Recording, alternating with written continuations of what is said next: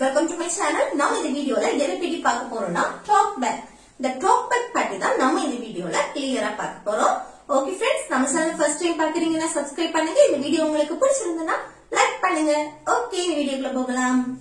Okay, talk back அப்படினா இந்த பதிலுக்கு பதில் பேசுவோம்ல, பதிலுக்கு பதில் பேசுறது.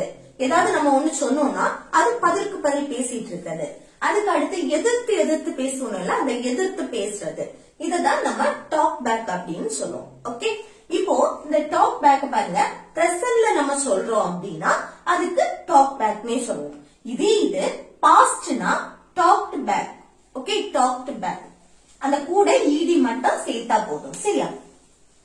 அடுத்து பிரசன்ட் கண்டினியூஸ் ஃபார்ம்ல சொல்லும் போது டாக்கிங் ஐஎன்ஜி. இது வந்து டாக்குங்கிறது என்னது? வெர்ப் தானே. அப்போ கூட ஐஎன்ஜி சேர்த்து பேசுவோம். Docking back. ஓகே, இந்த மாதிரி தான் நம்ம யூஸ் பண்ணுவோம். இனி எக்ஸாம்பிள் பார்க்கும்போது உங்களுக்கு கூட கொஞ்சம் புரியும். ஓகே, அடுத்து நெக்ஸ்ட் பாருங்க எக்ஸாம்பிள்ஸ். இந்த எக்ஸாம்பிள்ஸ்ல ஃபர்ஸ்ட் ஒன் பாருங்க, எதிர்த்து பேசாது. நம்ம சொல்லுவோம்ல எதிர்த்து பேசாத அப்படின்னு. இது எப்படி சொல்லலாம்? பேசாதே நெகட்டிவ்ல சொல்றோம். ஓகே, அப்ப இது எப்படி சொல்றது? டோன்ட். இல்ல வந்து சப்ஜெக்ட் கிடையாது.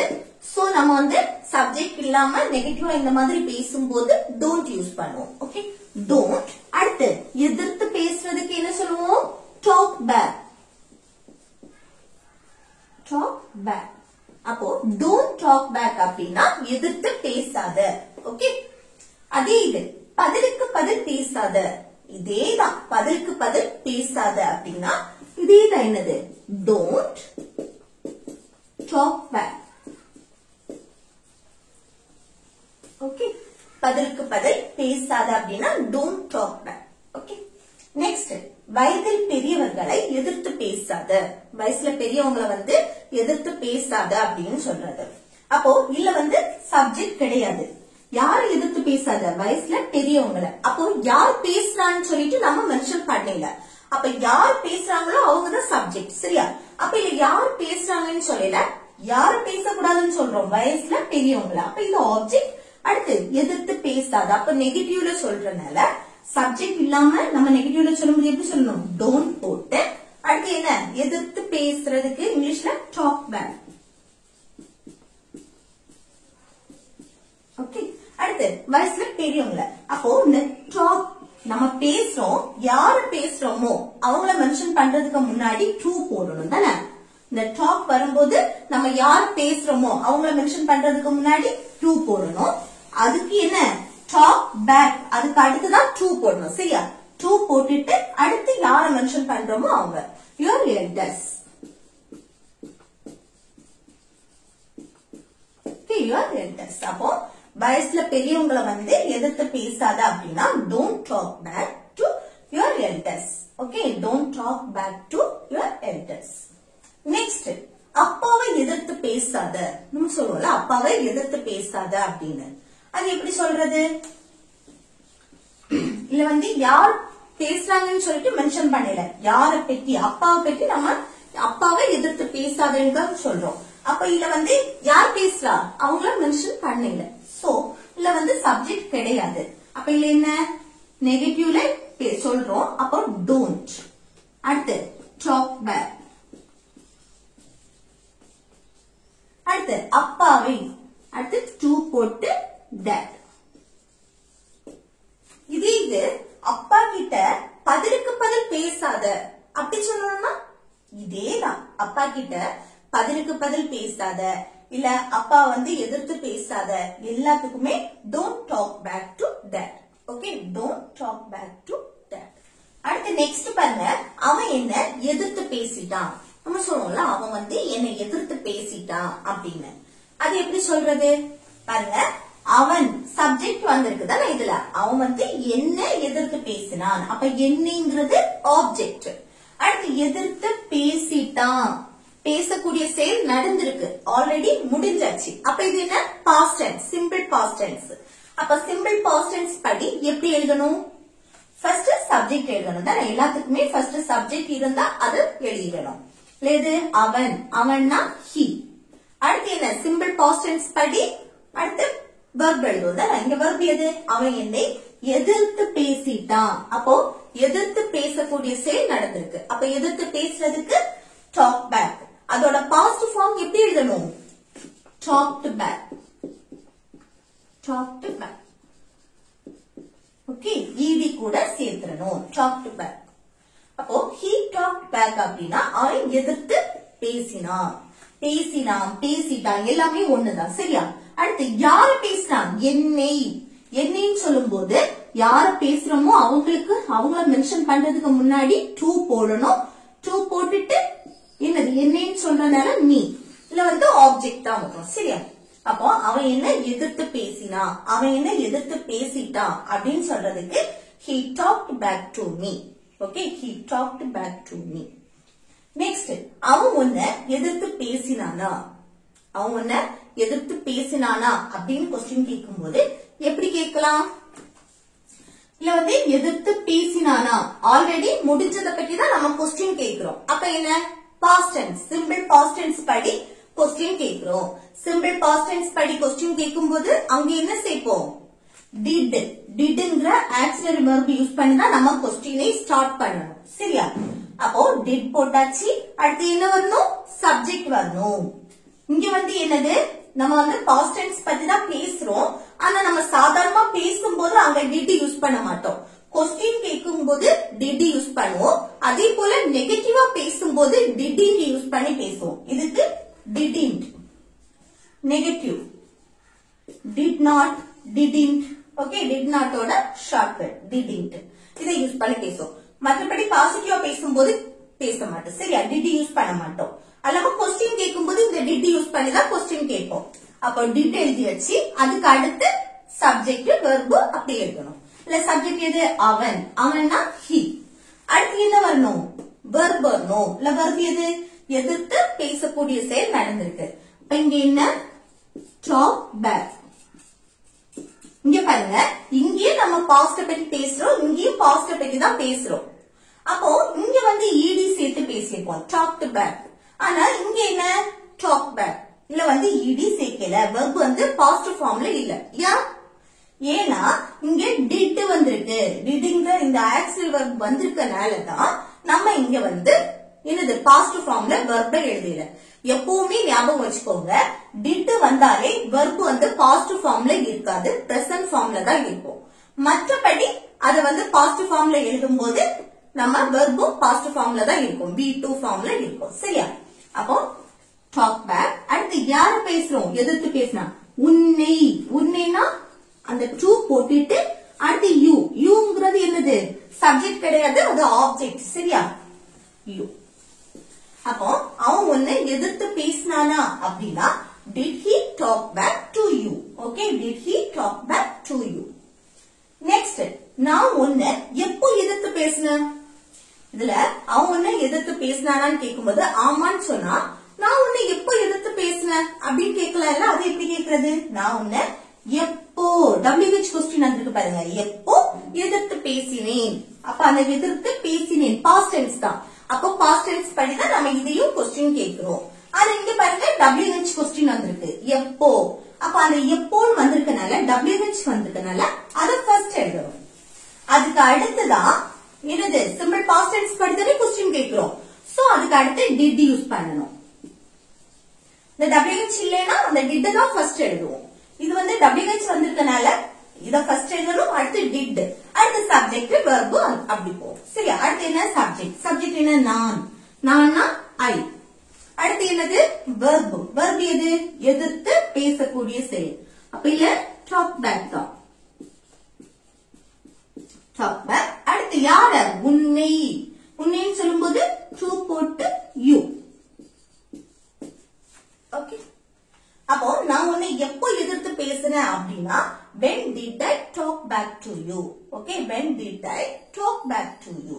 Okay, அடுத்து நெக்ஸ்ட் பாருங்க, அவனுடைய ஆசிரியரிடம் எதிர்த்து பேசினான். நம்ம சொல்லுவோம்ல, அவன் வந்து அவனுடைய ஆசிரியரிடம் டீச்சர் கிட்ட எதிர்த்து பேசினான் அப்படின்னு. அது எப்படி சொல்றது?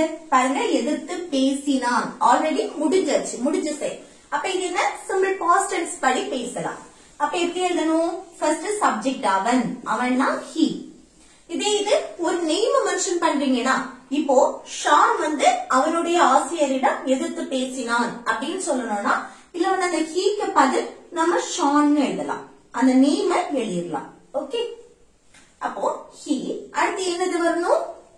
இங்க பாருங்க, அவனுடைய ஆசிரியரிடம் எதிர்த்து பேசினான், verb தான் வரும். அப்ப எதிர்த்து பேசுறதுக்கு talk back, அதோட past formல எழுதும் போது talked, ed சேர்த்து பேசுவோம் அந்த verbல ed சேர்த்து அடுத்து back, talked back.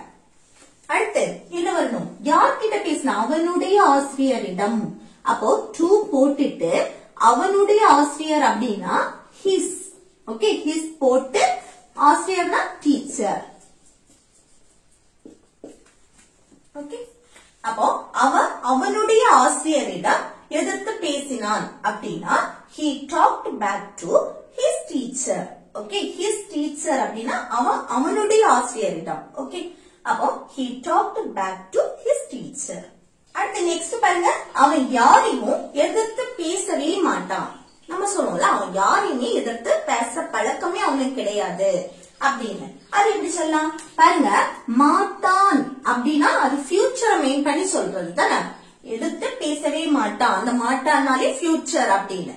ஆனா நம்ம இங்க என்ன பேசுறோம்னா பாருங்க, அவன் யாரையுமே எதிர்த்து பேசவே மாட்டான், அந்த பேசுற பழக்கமே அவனுக்கு கிடையாது அப்படின்னு சொல்லும் போது அவன் எப்பவுமே அந்த பேசுறது இல்ல அப்படின்னு சொல்றோம். ஓகே, அப்போ அந்த பழக்கம் கிடையாது, அவன் அப்படி பேசுறதே இல்ல அப்படின்னு சொல்லும் போது அந்த இடத்துல நம்ம சிம்பிள் பிரசன்ட் படி நம்ம பேசுவோம்.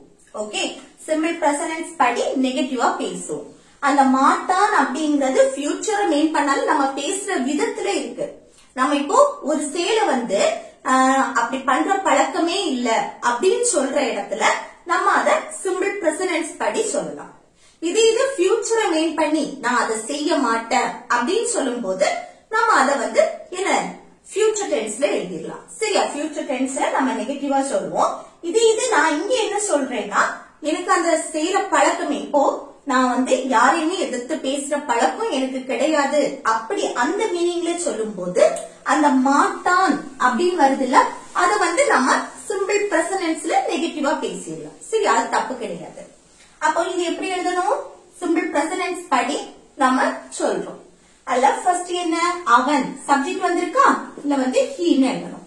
அடுத்து இன்னொன்னு பாருங்க, யாரையும் எதிர்த்து பேசவே மாட்டான், ஒருபோதும் அந்த பேசுற பழக்கமே கிடையாது அப்படின்னு நம்ம வந்து ஒரு அழுத்தி சொல்றோம். அப்போ அதுக்கு என்ன சொல்லணும்? நெவர். Okay, never. இப்ப நெவர் வந்திருக்கனால அடுத்து நெகட்டிவா நம்ம எதுவுமே சேர்க்க வேண்டாம். சரியா? மற்றபடி நம்ம வந்து என்ன சேர்ப்போம்? சிம்பிள் பிரசன்ட் படி நெகட்டிவா பேசும்போது டோன்ட் இல்லனா டசன்ட் சேர்த்து பேசுவோம். இங்க சப்ஜெக்ட் ஹீ வந்திருக்கனால இங்க டசன்ட் தான் சேர்க்கணும். ஆனா நெவர்ங்கிற ஒரு வேர்ட் வந்திருக்கனால நம்ம இங்க வேற நெகட்டிவ் வேர்டே சேர்க்க வேண்டாம். சரியா? இதுவே நெகட்டிவ்ல வந்துடும்.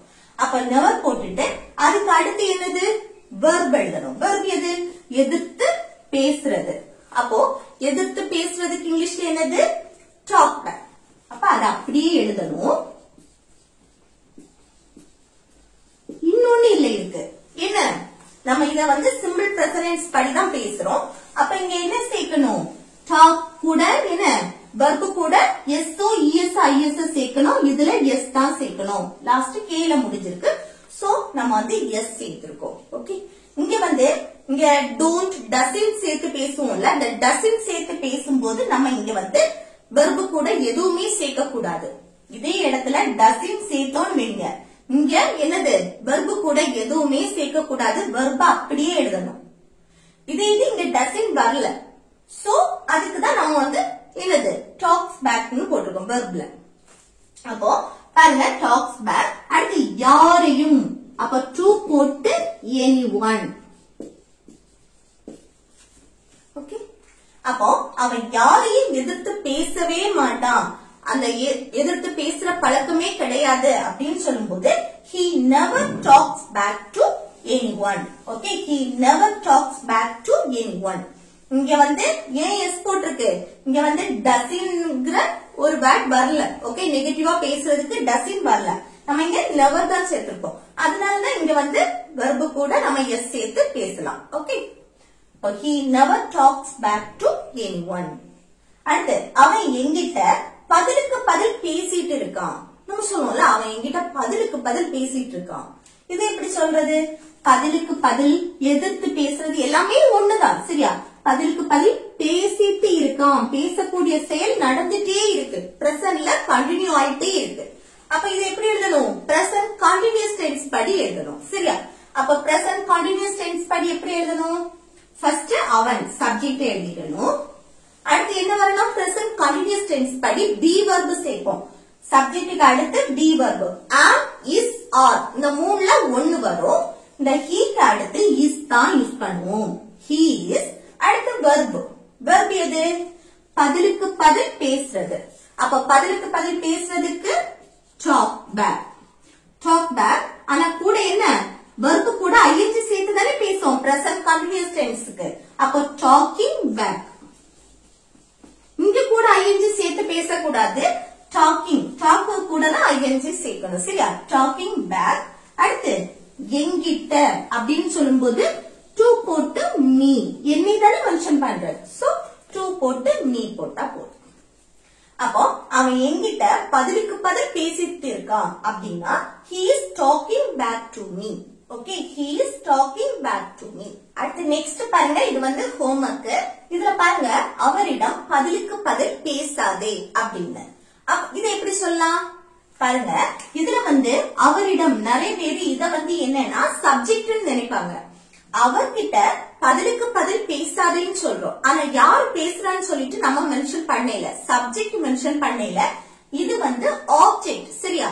அப்போ அவரிடம் அவர்கிட்ட எதிர்த்து பேசாத இல்ல பதிலுக்கு பதில் பேசாத அப்படின்னு சொல்றது. ஓகே, அப்போ இதுல வந்து சப்ஜெக்ட் நம்ம மென்ஷன் பண்ணல. அப்போ இது வந்து ஆப்ஜெக்ட் சரியா? இதை எப்படி சொல்லலாம்னு கமெண்ட் பாக்ஸ்ல கமெண்ட் பண்ணுங்க. ஓகே ஃப்ரெண்ட்ஸ், இந்த வீடியோ உங்களுக்கு யூஸ்ஃபுல்லா இருக்கும்னு நினைக்கிறேன். யூஸ்ஃபுல்லா இருந்துச்சுன்னா இந்த வீடியோக்கு லைக் பண்ணுங்க, உங்க ஃப்ரெண்ட்ஸ்க்கு ஷேர் பண்ணுங்க.